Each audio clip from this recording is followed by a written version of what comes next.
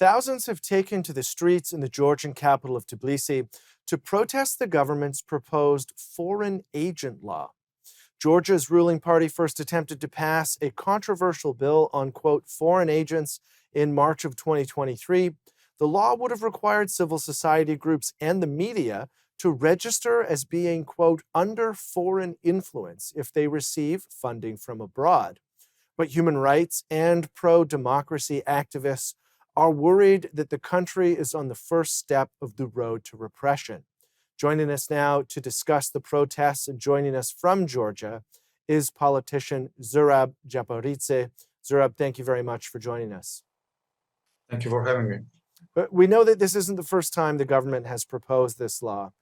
But in your view, what are the major issues with the law? Yes, it's the second time they are doing it. They did it last year in March, and we had quite a large number of people also protesting. And then they had to take it back. And then they publicly promised that they will not do it again ever. But just a couple of weeks ago, they announced that they want to reintroduce this law and they want to adopt it.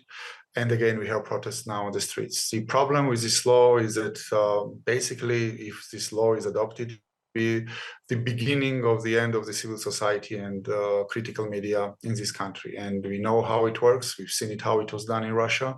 Now Kyrgyzstan is doing it. Slovakia is doing it. And we know that it's kind of a new wave coming from Kremlin of this kind of attack on civil society and critical media that gets some funding from the Western foundations and international organizations.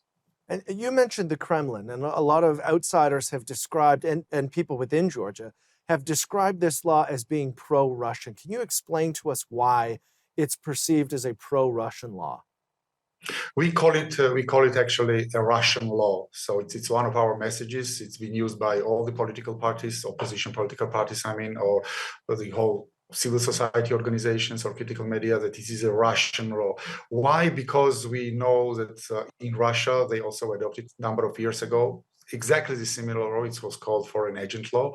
They got civil society organizations registered as a foreign agent, and then they built up on this law different types of regulations. And finally, after a couple of years, we see the reality in Russia where they have no civil society organizations, there is no critical media, and we know that we are on this path. So we don't want to follow on this path because we are a candidate country for EU membership, and over 80% of Georgia population supports EU integration. Over 80% of Georgia population wants EU to become full member of the European Union. So it's a completely different path. So this is why we call this law Russian law.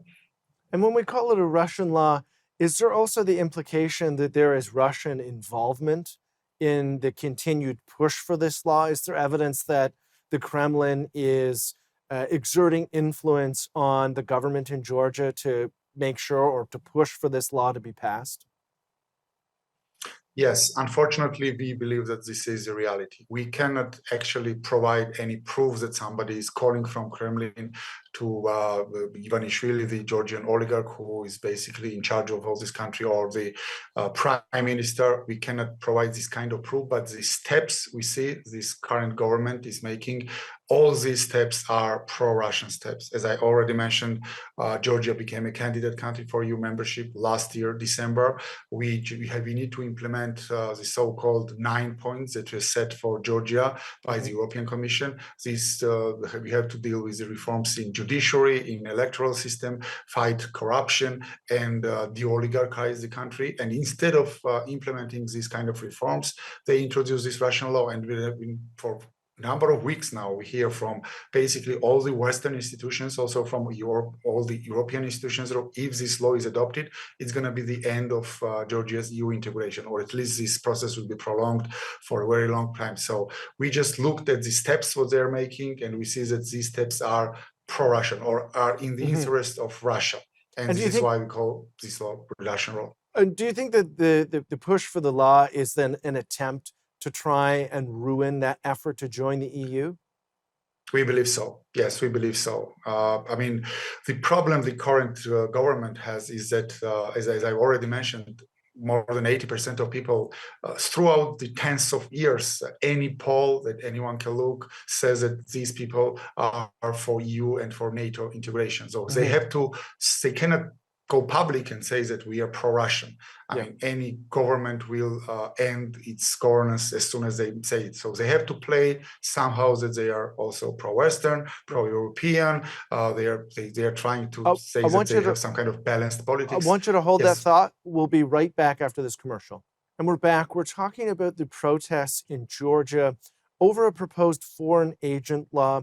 Zurab, before the break, we were talking about the implications of Georgia wanting to join the EU, the impact this will have on civil society. For a lot of Canadians, they may not be familiar with the political circumstances in Georgia right now.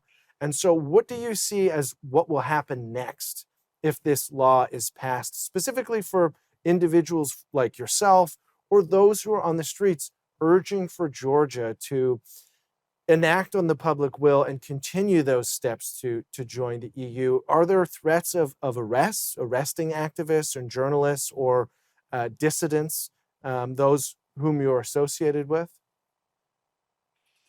Yes, it's difficult to give a precise answer what's going to happen. But what I can say is that if this law is adopted, the major civil society organizations most probably will refuse to get registered as a foreign agent.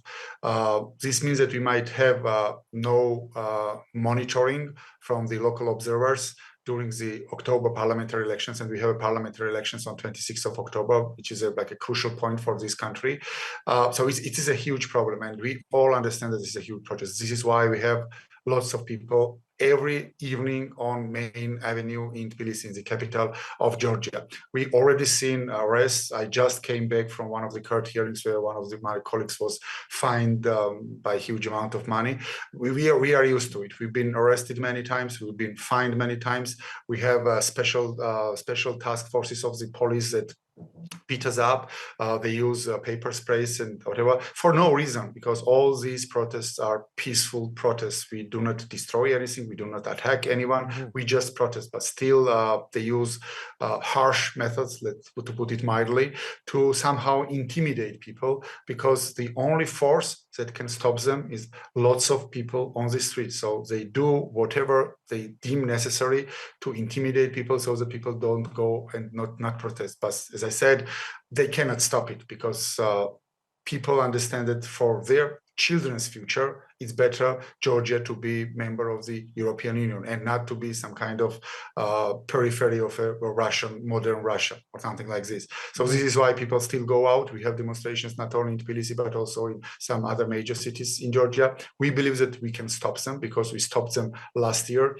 If we not manage to stop them, and there will be some repressions against politicians or civil society leaders, etc., still we will get to the elections in October, and we are quite positive we will win these elections.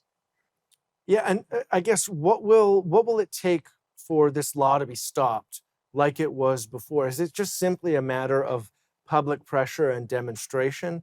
And what are you confident that those who are protesting are going to be able to keep this up and continue to put pressure on the government to not push forward with this law?